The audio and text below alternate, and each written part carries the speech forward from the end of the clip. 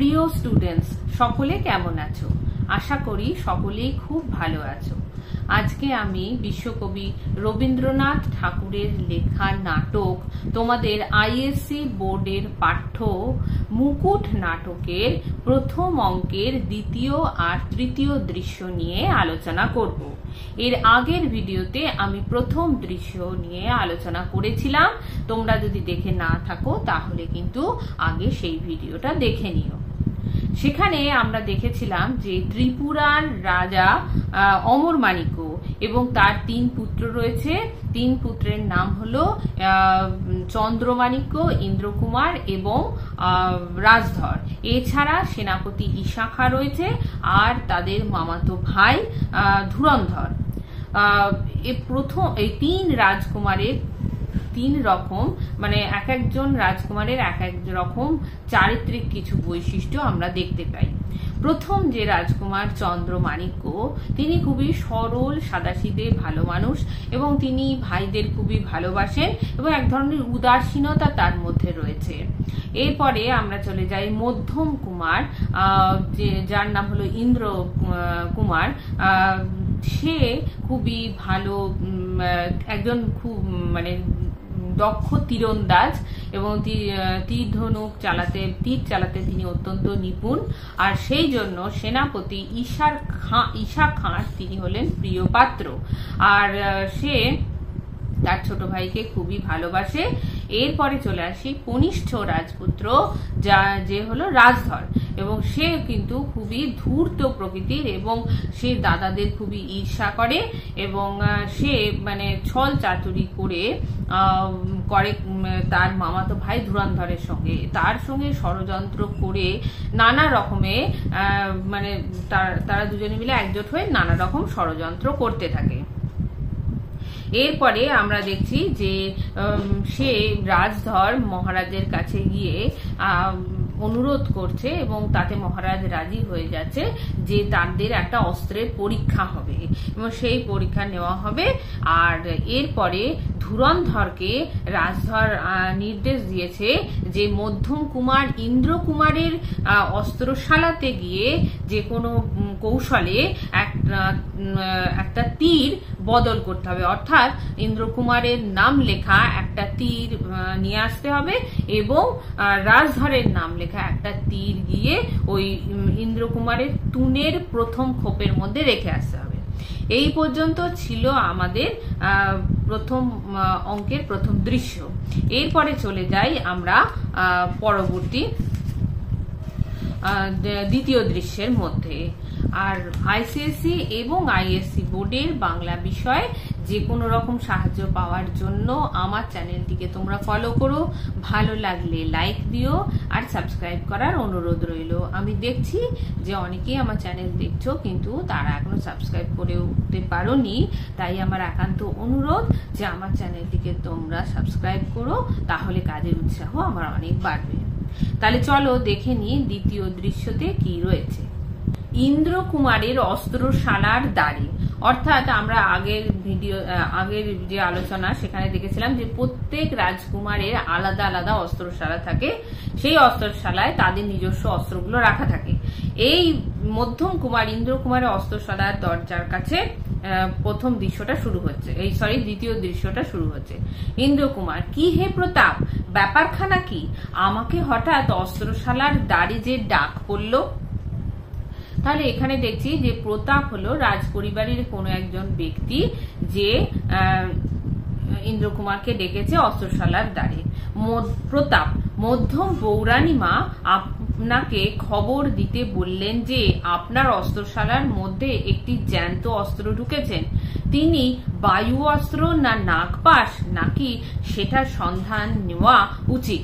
তাহলে প্রতাপ বলছে যে মধ্যম পৌরাণিমা খবর দিয়েছেন যে আপনার অস্ত্রশালার মধ্যে একটা অস্ত্র ঢুকেছে এবং সেটা বায়ু অস্ত্র না নাগপাশ অস্ত্র, সেটা আপনাকে সন্ধান করতে, সেটা সন্ধান তিনি জানেন না, আপনাকে তার সন্ধান করতে বলছে।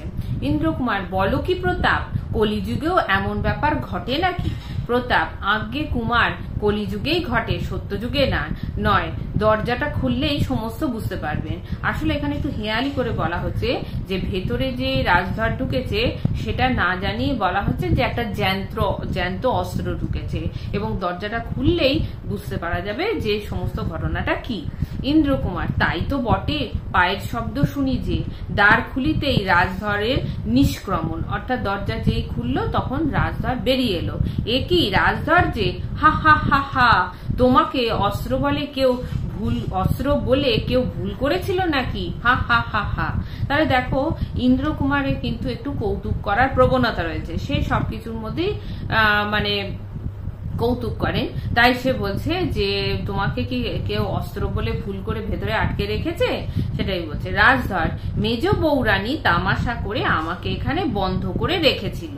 ইন্দ্রকুমার: এই ঘরটা তো সহজ তামাশার ঘর না, এখানকার তামাশা যে ভয়ঙ্কর ধারালো তামাশা। এখানে তোমার আগমন হলো যে? তাই ইন্দ্রকুমার বলছে যে এইটা তো অস্ত্র রাখার ঘর, এটা তো সাধারণ মানুষের থাকার ঘর নয়। তাই বলছে ভয়ঙ্কর ধারালো তামাশা, অর্থাৎ এটা মানে ধারালো সব অস্ত্র রাখার জায়গা। তাহলে সেখানে তোমার কেন আগমন হয়েছে? রাজধর: আজ রাত্রে শিকারে যাব বলে অস্ত্র খুঁজতে গিয়ে দেখলুম আমার অস্ত্রগুলোতে সব মরচে পড়ে রয়েছে। কালকের অস্ত্র পরীক্ষার জন্য সেগুলোকে সমস্ত সাফ করতে দিয়ে এসেছি। তাই বৌরানীর কাছে এসেছিলুম তোমার কিছু অস্ত্র ধার নেবার জন্য। তাহলে যেহেতু রাত্রে শিকারে যাওয়ার কথা প্রথমে রাজধর বলেছিল, তাই বলছে যে আমি শিকারে যাওয়ার জন্য অস্ত্র নিতে গিয়ে দেখছি যে আমার সব অস্ত্রতে মরচে পড়ে গেছে, তাই আমি সেগুলো পরিষ্কার করতে দিয়ে এসেছি। আর কালকে যেহেতু অস্ত্র পরীক্ষা রয়েছে, সেই জন্য আমি তোমার অস্ত্র ধার নেব বলে বৌরানীর কাছে এসেছি। ইন্দ্রকুমার: তাই তিনি বুঝি সমস্ত অস্ত্রশালা শুদ্ধই তোমাকে ধার দিয়ে বসে আছেন? হা হা হা হা। তা বেরিয়ে এলে কেন? যাও ঢুকে পড়ো, ধারের মেয়াদ ফুরিয়েছে নাকি? হা হা হা হা। তাহলে ইন্দ্রকুমার বলছে যে তাই বৌরানী বুঝি তোমাকে পুরো অস্ত্রশালাটাই তোমাকে ধার হিসেবে দিয়ে দিয়েছে বলে এইভাবে বলছে যে তুমি কেন বেরিয়ে এসেছো, তোমার ধারের মেয়াদ কি শেষ হয়ে গেছে, এই বলে মানে কৌতুক করছে, মজা করছে। রাজধর: হাসো হাসো, এ তামাশায় আমিও হাসবো, কিন্তু এখন নয়। চললুম দাদা, আজ আর শিকারে যাচ্ছি না। তাহলে রাজধর কিন্তু এখানে একটা ইঙ্গিত দিয়ে গেছে যে এই যে তুমি এখন মজা করে হাসছো, সেই হাসিটা কিন্তু আমিও হাসবো, কিন্তু এখন হাসবো না, পরে হাসবো। তার মানে তার কথার মধ্যেই বোঝা যাচ্ছে যে তার মধ্যে একটা কোনো অভিসন্ধি রয়েছে, যার জন্য সে বলছে যে তুমি এখন হাসছো হাসো, কিন্তু এর পরবর্তীকালে আমি হাসবো। সেটা বলে একটা কিছু ইঙ্গিত দিচ্ছে। প্রতাপ: ছোট রাজকুমারকে নিয়ে আপনাদের এই সমস্ত ঠাট্টা আমার ভালো লাগে না। তাহলে তো রাজধর তো চলে গেল, তখন প্রতাপ বলছে ইন্দ্রকুমারকে যে আপনাদের যে ছোট রাজকুমারকে নিয়ে এত এই ঠাট্টা, সেটা কিন্তু আমার ভালো লাগে না। ইন্দ্রকুমার: ঠাট্টা নিয়ে ভয় কিসের, উনিও ঠাট্টা করুন না। তা বলছে, কিন্তু প্রতাপের কথায় ইন্দ্রকুমার কান দিচ্ছে না। সে বলছে যে ঠাট্টা নিয়ে আমার ভয় কি আছে? প্রতাপ: ওর ঠাট্টা বড় সহজ হবে না। অর্থাৎ এখানে প্রতাপ কিন্তু ভালো মতোই বুঝতে পেরেছে যে এই ঠাট্টা মানে সহজ নয়। অর্থাৎ ইন্দ্রকুমারকে প্রতাপ সাবধান করে দিয়েছে, আসন্ন বিপদের ব্যাপারে তাকে সচেতন করে দেওয়ার জন্য বলছে যে এই রাজধর যখন কোনো কাজ করে তার ভেতরে কিন্তু একটা কোনো গুরু অভিসন্ধি থাকে, একটা কোনো খারাপ তার অভিসন্ধি থাকে বা মতলব থাকে তার। সেই জন্য এই ঠাট্টা বলে তাকে এটাকে খুব একটা সহজভাবে ধরে নেওয়া উচিত নয়, মানে হেসে উড়িয়ে দেওয়ার মতো ব্যাপার নয় এটা। তার কাজের মধ্যে একটা কোনো মানে খারাপ পরিকল্পনা রয়েছে। এটা হয়ে গেল দ্বিতীয় দৃশ্য। চলে আসি তৃতীয় দৃশ্যতে, পরীক্ষা ভূমি। এবার সেই পরীক্ষাটা শুরু হয়েছে, যেখানে আছে রাজা, রাজকুমারগণ, ঈশা খাঁ, নিশানধারী ও ভাট। আচ্ছা, এই রাজা রয়েছেন এবং তিন রাজকুমার রয়েছে, ঈশা খাঁ রয়েছে সেনাপতি, আর নিশানধারী মানে যিনি পতাকা নিয়ে চলেন, রাজার মাথায় পতাকা ধারণ করে। ভাট হচ্ছে যে এন্টারটেন করে, অর্থাৎ যে আনন্দ দেয়। ইন্দ্রকুমার: দাদা, আজ তোমাকে জিততেই হবে, নইলে চলবে না।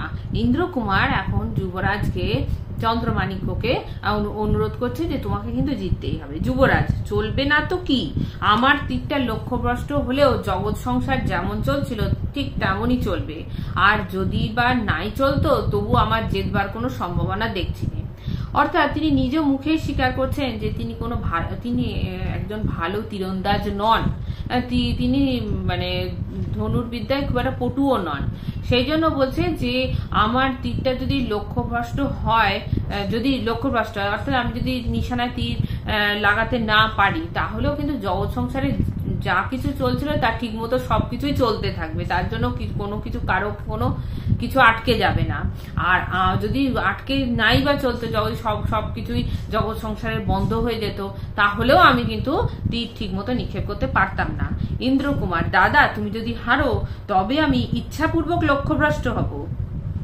বলছে তুমি যদি হেরে যাও তাহলে কিন্তু আমি ইচ্ছে করেই তীরটাকে লক্ষ্যে মানে লাগাবো না আর কি, আমি ঠিক মতো তীরটা চালাবো না। যুবরাজ, না ভাই, ছেলে মানুষই করো না, ওস্তাদের নাম রাখতে হবে। অর্থাৎ তুমি তো একজন দক্ষ তীরন্দাজ, তোমার নামটা কিন্তু তুমি একজন ওস্তাদ আর কি, অর্থাৎ খুবই ভালো একজন দক্ষ তীরন্দাজ, সেই নামটা কিন্তু তোমায় বজায় রাখতে হবে। এ থেকেই বোঝা যাচ্ছে দু ভাইয়ের মধ্যে কত ভালোবাসা রয়েছে, হ্যাঁ, দুজন দুজনকে কত ভালোবাসে সেটাই বোঝা যাচ্ছে। ঈশাখা, যুবরাজ সময় হয়েছে, ধনুক গ্রহণ করো, মনোযোগ করো, দেখো হাত ঠিক থাকে যেন। যুবরাজের তীর নিক্ষেপ। ঈশাখা, যা, ফসকে গেল। যুবরাজ, মনোযোগ করেছিলুম খাঁ সাহেব, তীর যোগ করতেই পারলুম না। মানে এর যুবরাজের তাতে কোনো আক্ষেপ নেই যে তীরটা ঠিক মতো লক্ষ্যে পৌঁছতে পারলো না, লক্ষ্যভ্রষ্ট হয়ে গেল।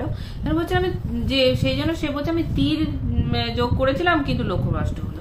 ইন্দ্রকুমার, কখনো না, মন দিলে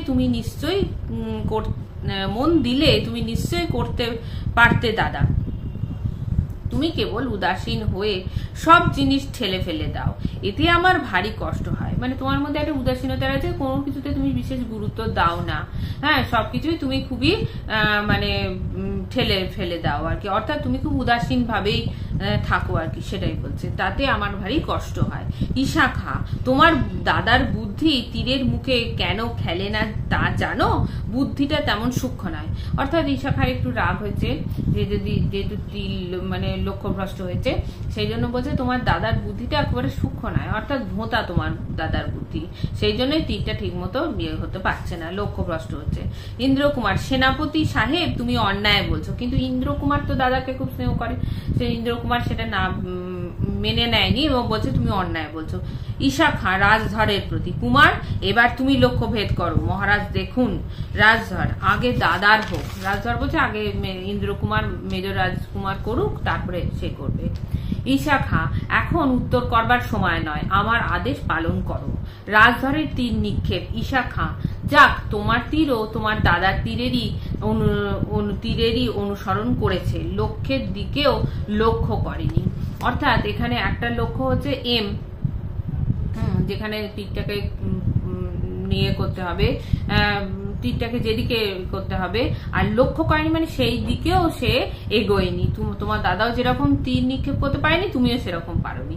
যুবরাজ, ভাই তোমার বাণ অনেকটা নিকট দিয়েই গেছে, আর একটু হলেই লক্ষ্য বিদ্ধ করতে পারতো। রাজধর, লক্ষ্য বিদ্ধ তো হয়েছে, দূর থেকে তোমরা স্পষ্ট দেখতে পাচ্ছ না, ওই যে বিদ্ধ হয়েছে। যুবরাজ, না রাজধর, তোমার দৃষ্টির ভ্রম হয়েছে, লক্ষ্য বিদ্ধ হয়নি। তাহলে সবাই দেখেছে যে তার লক্ষ্যবিদ্ধ হয়নি, অথচ রাজধর কিন্তু সমানে বলে যাচ্ছে যে না, তার লক্ষ্যবিদ্ধ হয়েছে, তার তীরটা ঠিক জায়গায় পৌঁছেছে। তো যুবরাজ বলছে যে না, তোমার লক্ষ্য ভ্রষ্ট হয়েছে, দৃষ্টির ভ্রম হয়েছে, অর্থাৎ তুমি ঠিক মতো দেখতেও পাচ্ছ না। রাজধর, আমার ধনুর্বিদ্যার প্রতি তোমাদের বিশ্বাস নেই বলেই তোমরা দেখেও দেখতে পাচ্ছ না। আচ্ছা, কাছে গেলেই প্রমাণ হবে। তা বলছে যে আমি যে লক্ষ্যভেদ করতে পারি সেটা তোমরা বিশ্বাসই করতে পারছো না, সেই জন্য তোমরা এই কথা বলছো। রাজধর সেটা বলছে এখন কাছে গেলেই বুঝতে পারবে। ইন্দ্রকুমারের ধনুক গ্রহণ। এবার ইন্দ্রকুমার ধনুক নিচ্ছে। যুবরাজ ইন্দ্রকুমারের প্রতি, ভাই আমি অক্ষম, সেই জন্য আমার ওপর তোমার রাগ করা উচিত নয়। তুমি যদি লক্ষ্যভ্রষ্ট হও তাহলে তোমার ভ্রষ্ট লক্ষ্য তীর আমার হৃদয় বিদীর্ণ করবে, এ তুমি নিশ্চয়ই চেনো। অর্থাৎ সে আগে বলেছিল যে তুমি যদি না পারো তাহলে আমি ইচ্ছে করে লক্ষ্যভ্রষ্ট হয়ে যাব।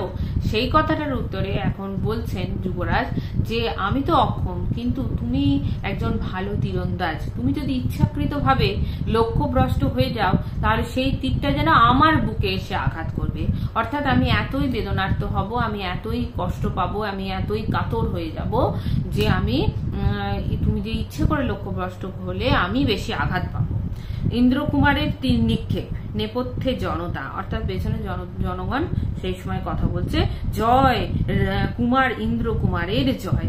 অর্থাৎ জনগণ সকলেই তাকে মানে প্রশংসা করছে এবং সকলেই ইন্দ্রকুমারকে মেনে নিয়েছে যে সে একজন মানে যোগ্য ধনুর্ধর বা একজন খুব নিপুণ একজন তীরন্দাজ বলে তাকে মেনে নিয়েছে।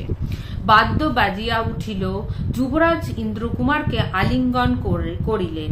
ঈশা খাঁ, পুত্র আল্লাহর কৃপায় তুমি দীর্ঘজীবী হয়ে থাকো। মহারাজ মধ্যম কুমার পুরস্কারের পাত্র, সেরূপ প্রতিশ্রুতি আছেন তা পালন করুন। তাহলে মহারাজকে বলছে যে আপনি যে প্রতিশ্রুতি দিয়েছিলেন সেটা এবার পালন করুন। সে বলেছিল যে ওই তলোয়ারটা দেবে, সেইটাই বলছে যে মধ্যম কুমারী আপনার উপযুক্ত মানে পাত্র, উপযুক্ত সন্তান। তাই বলছে যে আল্লাহর কৃপায় তুমি দীর্ঘজীবী, দীর্ঘজীবী মানে তোমার আয়ু অনেক বেড়ে যাক, তুমি অনেক দিন বেঁচে থাকো, সেটাই আশীর্বাদ করছে ঈশা খাঁ মধ্যম কুমারকে। রাজধর, না মহারাজ, পুরস্কার আমারই প্রাপ্য, আমারই তীর লক্ষ্যভেদ করেছে। তা রাজধর বলছে না, আমি পুরস্কার পাবো কারণ আমার তীর লক্ষ্যভেদ হয়েছে। মহারাজ, কখনোই না। রাজধর, সেনাপতি সাহেব পরীক্ষা করে আসুন কার তীর লক্ষ্যে বিধে আছে। ঈশা খাঁ, আচ্ছা আমি দেখে আসি। প্রস্থান, ঈশা খাঁ এবার তীর হাতে লইয়া ঈশা খাঁর পুনঃ প্রবেশ আছে। ঈশা খাঁ সেই সময় চলে গেল, আবার কিছুক্ষণ পরে তীর হাতে নিয়ে এলো, যে তীরটা ওখানে বিদ্ধ হয়েছে সেই তীরটা নিয়ে এসে। ঈশা খাঁ ইন্দ্রকুমারের প্রতি, বাবা আমি বুড়ো মানুষ, চোখে তো ভুল দেখছি নে, এই তীরের ফলায় যেন রাজধরের নাম লেখা দেখা যাচ্ছে, নাম দেখা যাচ্ছে। তা বলছে আমি তো বুড়ো হয়েছি, আমি ঠিক মতো চোখে দেখতে পাচ্ছি না, তবুও যেন মনে হচ্ছে যে এই তীরটায় রাজধরের নাম লেখা আছে। ইন্দ্রকুমার, হ্যাঁ রাজধরেরই নাম। মহারাজ, দেখি তাই তো, একসঙ্গে আমাদের সকলের ভুল হলো, তার সকলে মিলেই দেখলাম যে রাজধর লক্ষ্যভ্রষ্ট হয়েছে। তাহলে যদি তাই হয় রাজধরের লক্ষ্যভ্রষ্ট, তাহলে কি করে রাজধরের তীরটা ওইখানে পৌঁছলো? রাজধর, আজ নয় মহারাজ, আমার প্রতি বরাবরই ভুল হয়ে আসছে। তা এখন রাজধর বলছে যে না, আজ বলে নয়, আপনারা চিরকালই আমার প্রতি অবিচার করেছেন। ঈশা খাঁ, কিছু বোঝা যাচ্ছে না। ইন্দ্রকুমার, আমি বুঝেছি। রাজধর, মহারাজ আজ বিচার করুন। ইন্দ্রকুমার জনান্তিকে, বিচার? তুমি বিচার চাও? তাহলে সে যে মুখে চুনকালি পড়বে, বংশের লজ্জা প্রকাশ করব না, অন্তর্যামী তোমার বিচার করবেন। তাহলে এই ব্যাপারটা কিন্তু ইন্দ্রকুমার বুঝতে পেরেছে যে আগের দিন রাত্রে তাকে কেন তার রাজধরকে কেন তার অস্ত্রশালায় দেখা গিয়েছিল, অর্থাৎ সে নিজেই তীরটা বদলা বদলি করে দিয়েছে, সেটা সে এতক্ষণে বুঝতে পেরেছে। যেহেতু মধ্যম কুমার শুধুমাত্র যে ভালো তীরন্দাজ তাও নয়, শুধু তাই নয়, এবং সে একজন খুব বুদ্ধিমান, এবং সেই জন্য সে বুঝতে পেরেছে যে এই সমস্তই হচ্ছে রাজধরেরই কীর্তিকলাপ, সেটা সে বুঝতে পেরেছে। কিন্তু বংশের যে লজ্জার কথা, যে সেই রকম একটা খারাপ কাজ করেছে, গোপন ভাবে দাদার অস্ত্র চুরি করে নিয়েছে, সেটা যদি প্রজারা জানতে পারে তাহলে তো তাকে খুব খারাপ ভাববে রাজধরকে, এবং তারা খুব ধিক্কার দেবে। সেইটা যাতে না হয়, অর্থাৎ ভাইয়ের সম্মান রক্ষা করবার জন্য সে কিন্তু বলছে যে মানে বংশের লজ্জা আমি কারো সামনে প্রকাশ করব না, অর্থাৎ তার রাজধরের কীর্তিকলাপের কথা সে কাউকে জানাবে না, তাহলে তো লোকে মুখে চুনকালি পড়বে রাজধরের। ঈশ্বর তোমার বিচার করবে। ঈশা খাঁ, কি হয়েছে বাবা? এর মধ্যে একটা রহস্য আছে। শিলা কখনো জলে ভাসে না, বানর কখনো সঙ্গীত গায় না। বাবা ইন্দ্রকুমার, ঠিক কথা বলো তো, কি হয়েছে? তুন বদল হয়নি তো? তাহলে ঈশা খাঁ কিন্তু মনে মনে সন্দেহ হচ্ছে যে সে হয়তো তার তুন বদল হয়ে যেতে পারে, অর্থাৎ যে ইয়েটা রাখার পাত্র, সেই পাত্রটা হয়তো বদল হয়ে যেতে পারে, মানে তীর রাখার যে আধার বা পাত্রটা। সেই জন্য বলছে বলো তো ঠিক করে কি হয়েছে। আর শিলা মানে পাথর কিন্তু কখনো জলে ভাসে না। পাথর যখনই জলে ফেলা হয়, জলে যেহেতু সে ভারী সেই জন্য সে নিচের দিকে নেমে যায়। অর্থাৎ এটাই হলো পাথরের ধর্ম। একটা বানর সবসময় চিঁচি করে, কিন্তু সে কখনো মধুর সঙ্গীত গাইতে পারে না, কারণ এটা তার মানে স্বভাবই তার, সেটা তার ধর্মই তাই। সেই জন্য সেই রকমই কখনোই রাজধর কখনো এইভাবে মানে একদম ঠিকঠাক ভাবে নিক্ষেপ করতে পারে না, সে কখনো জয়লাভ করতে পারে না। সেই রকম ভাবে মানে ওর মনে একটা ঈশাখার সন্দেহ হচ্ছে যে তুন হয়তো পরিবর্তন হয়ে গেছে।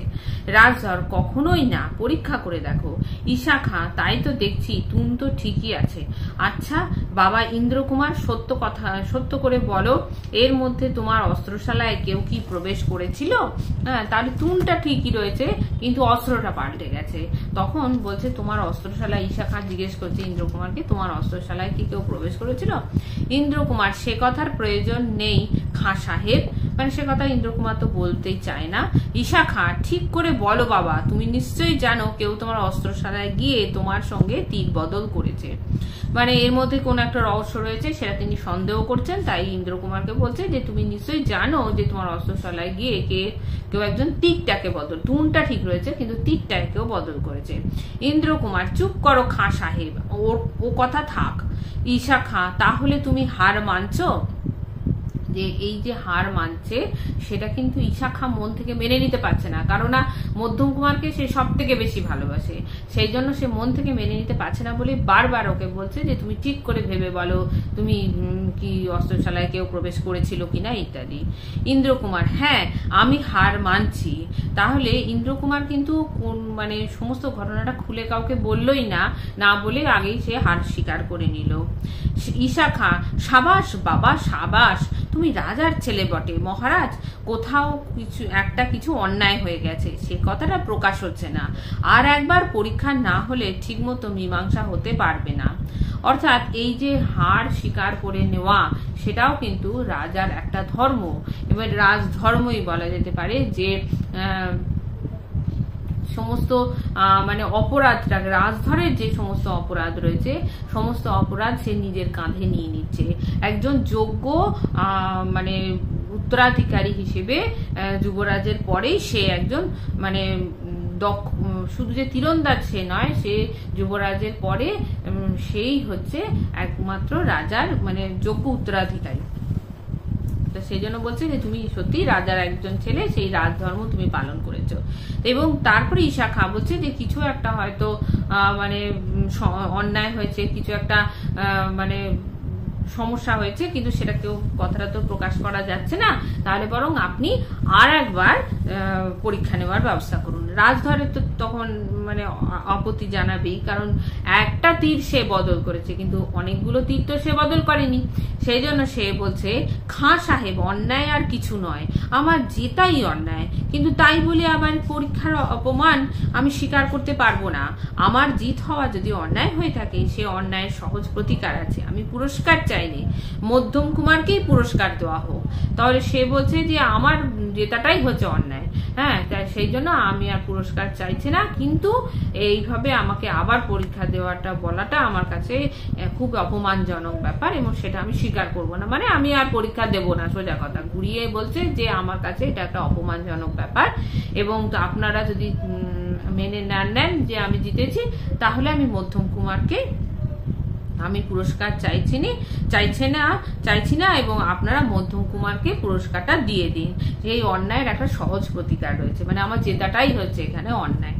মহারাজ, সে কথা আমি বলতে পারিনি, তীরে যখন তোমার নাম লেখা আছে তখন তোমাকে পুরস্কার দিতেই আমি বাধ্য, এই তুমি নাও বলে রাজা তাকেই পুরস্কার দিয়ে দিচ্ছে রাজধরকে। রাজধর তার আগে তলোয়ার প্রদান করলো রাজধর। পুরস্কার আমি শিরোধার্য করে নিচ্ছি, কিন্তু আমার এই সৌভাগ্যে কারো মন যখন প্রসন্ন হচ্ছে না, তখন এই তলোয়ার আমি দাদা ইন্দ্রকুমারকেই দিলুম। ইন্দ্রকুমারের দিকে তলোয়ার অগ্রসর কারণ। হ্যাঁ, তাহলে সে বলছে যে আমি যে জিতেছি তার জন্য তো কারো মন প্রসন্ন নয়, কেউই খুশি নয়, সেটাই বোঝা যাচ্ছে। এবং সেই জন্য বলছে যে আমি বরং আমার এই তলোয়ারটা আমি আমার দাদা ইন্দ্রকুমারকে দিয়ে দিই বলে তলোয়ার নিয়ে ইন্দ্রকুমারের দিকে এগিয়ে যাচ্ছে। ইন্দ্রকুমার তলোয়ার মাটিতে নিক্ষেপ করিয়া তলোয়ারটাকে ছুঁড়ে ফেলে দিল ইন্দ্রকুমার। ঠিক তোমার হাত থেকে এই পুরস্কারের অপমান গ্রহণ করবে কে? কিন্তু সমস্ত ব্যাপারটা তো বুঝতে পেরেছে ইন্দ্রকুমার, সেই জন্য তাকে ধিক্কার দিচ্ছে, ঠিক বলছে রাজধরকে, এবং বলছে তোমার হাত থেকে এই পুরস্কার নয়, সেটা আমার কাছে খুবই অপমানজনক ব্যাপার। এই অপমান গ্রহণ করবে কে? ইশাখা ইন্দ্রকুমারের হাত ধরিয়া, কি ইন্দ্রকুমার, মহারাজের দত্ত তলোয়ার তুমি মাটিতে ফেলে দিতে সাহস করো? তোমার অপরাধের সমুচিত শাস্তি হওয়া চাই। ইশাখা কিন্তু এবার ইন্দ্রকুমারের ওপরে রেগে গেছে এবং সে বলছে যে তুমি মহারাজ যে তলোয়ার পুরস্কার হিসেবে দিয়েছে সেটা তুমি মাটিতে ফেলে দিচ্ছে, এত তোমার স্পর্ধা, এত তোমার সাহস, এবং তার জন্য তো এই তো মহারাজকেই উল্টে অপমান করা, এবং তার জন্য রেগে গেছে। ইন্দ্রকুমার হাত ছাড়াইয়া লইয়া, বৃদ্ধ আমাকে স্পর্শ করো না, তাও তখন তাকে বলছে যে আমাকে স্পর্শ করো না, এবং বৃদ্ধ বলে তাকে সম্বোধন করছে, অর্থাৎ ইন্দ্রকুমারও এই ঘটনায় খুবই ক্ষিপ্ত হয়ে গেছে। ইশাখা পুত্র, একই পুত্র, তুমি আজ আত্মবিস্মৃত হয়েছ, মানে তোমার যে চারিত্রিক স্বভাব, যে তুমি সবাইকে স্নেহ করো এবং ইশাখাকে খুব শ্রদ্ধা করে, তার গুরু বলে তাকে খুব ভক্তি করে, সেই সমস্ত আজ তার ভুলেই গেছে এবং সে তার মানে অদ্ভুত একটা আচরণ করছে, তার চারিত্রিক যে বৈশিষ্ট্যগুলো সেইগুলো যেন চাপা পড়ে গেছে এবং সেই তার বদলে মানে তার সব চরিত্রর মানে গুণগুলো সেগুলো সে ভুলে গেছে এবং সেই জন্য সে অবাক হয়ে গেছে ইশাখা। ইন্দ্রকুমার, সেনাপতি সাহেব আমাকে ক্ষমা করো। সঙ্গে সঙ্গে আবার সে ক্ষমাও চেয়ে নিচ্ছে ইন্দ্রকুমার। আমি যথার্থই আত্মবিস্মৃত হয়েছি, আমাকে শাস্তি দাও। হ্যাঁ, আমি অন্যায় কাজ করেছি এবং আমার যে চারিত্রিক গুণগুলো সেইগুলো আমি নিজেকেই নিজের চরিত্রটা ভুলে যাচ্ছি এবং সেই জন্য তুমি আমাকে শাস্তি দাও। যুবরাজ, ক্ষান্ত হও ভাই, ঘরে ফিরে চলো। যুবরাজ, তা যুবরাজ বলছে যে হ্যাঁ, তোমরা সকলে শান্ত হয়ে ঘরে ফিরে চলো। ইন্দ্রকুমার মহারাজের পদধূলি লইয়া মহারাজকে নমস্কার করলো। ইন্দ্রকুমার, পিতা অপরাধ মার্জনা করুন, আমি সকল রকমেই আমার হার হয়েছে। তা বলছে যে আপনি আমাকে ক্ষমা করুন পিতা, বাবার কাছে ক্ষমা চেয়ে নিচ্ছে এবং বলছে আমি সব দিক দিয়ে আজকে হেরে গেছি। ইশাখা, মহারাজ আমার একটি নিবেদন আছে, খেলার পরীক্ষা তো চুকেছে, এবার কাজের পরীক্ষা হোক, দেখা যাবে তাতে আপনার কোন পুত্র পুরস্কার আনতে পারে। এবার ইশাখা বলছে যে খেলা বা খেলার যে পরীক্ষা সেটা তো শেষ হয়ে গেছে, এবার আপনারা একটা কাজের পরীক্ষা নিন এবং তাতেই বোঝা যাবে যে কে আসল তীরন্দাজ। মহারাজ, কোন কাজের কথা বলছো সেনাপতি? ইশাখা, আরাকান রাজের সঙ্গে মহারাজের যুদ্ধের মতলব আছে, সৈন্যও তো প্রস্তুত হয়েছে, এইবার কুমারদের সেই যুদ্ধে পাঠানো হোক। এবং ইশাখা এবার রাজাকে প্রস্তাব দিচ্ছে যে আপনি যে আরাকান রাজের সঙ্গে যুদ্ধ করবেন বলে মনস্থির করেছেন সেই ব্যাপারে সৈন্যরাও প্রস্তুত হয়ে রয়েছে আরাকান রাজের সঙ্গে যুদ্ধ করব বলে, এবং সেই জন্য এবার যুদ্ধেতে আপনি না গিয়ে আপনার 3 পুত্রকে বরং পাঠান।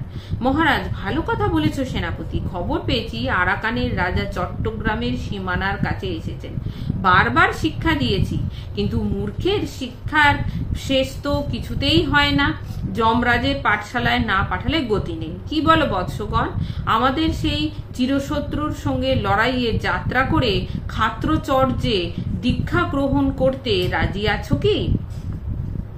তাহলে সেনাপতির কথাতে মহারাজ রাজি হলো এবং বলল যে আরাকান রাজ এখন চট্টগ্রামের সীমানায় এসে গেছে, অর্থাৎ মানে এই রাজার কথা থেকেই বোঝা যাচ্ছে যে রাজার সঙ্গে আরাকান রাজের কিন্তু অনেকবার যুদ্ধ হয়েছে এবং প্রত্যেকবারই তার সে পরাজিত হয়ে গেছে, কিন্তু তবুও তাদের যেন আর শিক্ষা হয় না, এবার তাদের যেন একেবারে জমালায় পাঠাতে হবে, অর্থাৎ তাদের একবারে আরাকান রাজকে একবারে মেরেই ফেলতে হবে, তবেই যদি সে শিক্ষা পায়।